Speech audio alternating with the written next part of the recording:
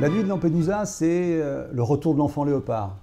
L'enfant léopard, cet enfant que le chevalier de Saint-Georges avait eu, ou aurait eu, avec Marie-Antoinette. Et la nuit de Lampedusa, c'est aussi une histoire d'enfant secret, mais cette fois-ci, c'est Bonaparte le père. Alors, la nuit de Lampedusa, c'est cette nuit du 24 septembre 1799, cette nuit où, dans cette petite île entre la Sicile et la Tunisie, Bonaparte et Jeanne, l'héroïne, se sont croisés, se sont aimés, et il en naîtra un enfant. Lampedusa est là.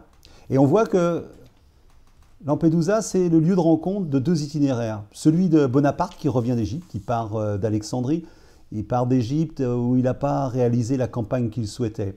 Et il a bien sûr gagné la dernière bataille d'Aboukir, mais il a calé devant Saint-Jean d'Acre, la flotte française a été liquidée. Donc il va longer les côtes, se cacher, parce que là il y a la flotte de Nelson qui l'attend, pour passer par Lampedusa, pour ensuite aller à Ajaccio, Toulon, Paris, là où il fera son coup d'État du 18 Brumaire.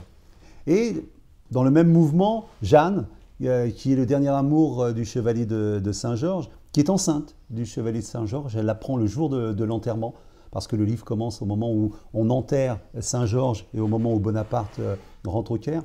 Jeanne, elle, redescend vers Messine, là où est emprisonné le général Dumas. Le général Dumas, c'est celui qui conduisait la cavalerie de Bonaparte en Égypte. Il s'est fâché avec Bonaparte, il n'était pas d'accord sur les méthodes de conquête de Bonaparte, et Bonaparte le laisse croupir en prison parce que Bonaparte se dit que Dumas, ça pourrait être un adversaire politique important. Donc, Jeanne, avec des amis du chevalier de Saint-Georges, Edmond, Jonathan, des gens qu'on retrouve dans l'Enfant Léopard, descend, passe par l'île d'Elbe et de Monte Cristo, parce que ce sont des îles existantes, jusqu'à Messine. Elle est accompagnée aussi du MAC. Le MAC, c'est la version crapuleuse de l'époque, un gars intéressé par les trafics d'argent, mais qui va être, parce qu'on oublie que Bonaparte a financé son coup d'État grâce à des banquiers parisiens, donc Père de Rhône, c'est historique, des gens à qui il a offert en contrepartie de ce financement du coup d'État du 18 Brumaire,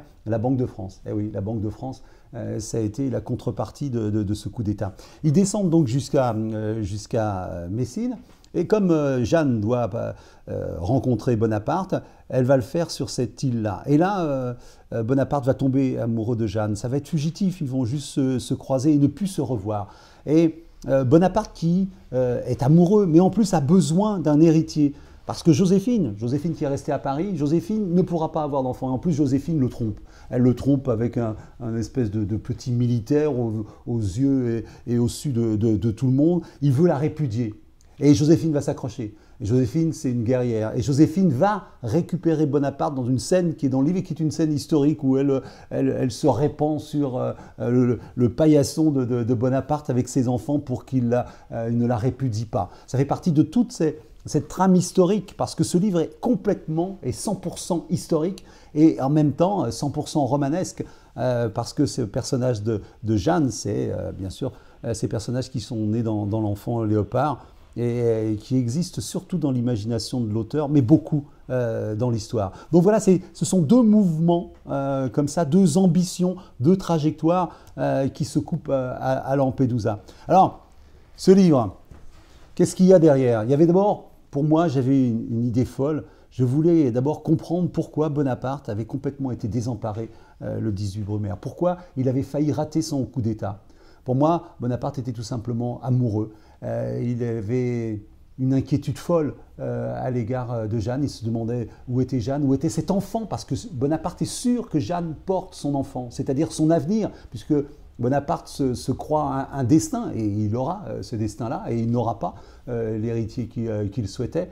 Et il veut la retrouver, et il est complètement perdu. Et Jeanne, elle, est une femme qui a ce bonheur insensé d'avoir deux enfants dans son ventre, l'un du chevalier de Saint-Georges, l'autre de Bonaparte. Et ce ventre va être un véritable personnage pendant tout le livre, parce qu'on ne sait pas comment ces enfants se sont partagés, j'allais dire, les chromosomes de Bonaparte et du chevalier de Saint-Georges. Ça va faire un métissage romanesque assez intéressant pour l'avenir. Voilà, donc une histoire où on va croiser des personnages 100% historiques qui sont souvent plus incroyables que les personnages romanesques et au bout duquel on aura la réponse à quelques secrets de l'histoire.